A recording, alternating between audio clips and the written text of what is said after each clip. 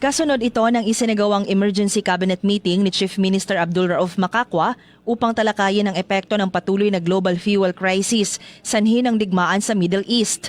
Layo ng pagpupulong na unawain ang epekto nito at tuklasin ang mga paraan upang mapagaan ang epekto sa rehiyon.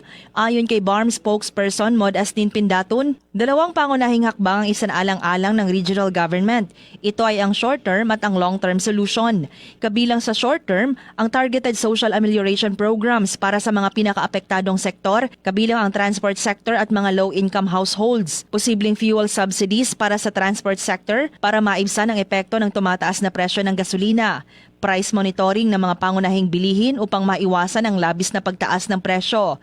Mahigpit na pagbabantay laban sa hoarding ng fuel dahil may ulat na may ilang gasolinahan na naglilimita ng supply sa mga sasakyan.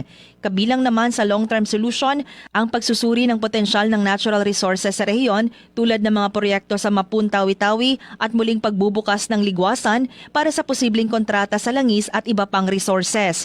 Layunin nitong bawasan ang dependency sa imported fuels bagaman nangangailangan ito ng malaking kapital at oras bago makita ang resulta. Yung long term naman ho, we are fast tracking the exploration of possible natural resources in the region. Meron na hong ongoing sa Mapon, no, sa Tawi-Tawi. Yung sa Ligwasan ho ay kailangan lang hong i-open ulit for possible contracts. Si BARM spokesperson at Cabinet Secretary Mod Astin Pindatun sa isinagawang press conference for the Bangsamoro Government Executive Legislative Forum 2026 na isinagawa sa Pasig City kahapon.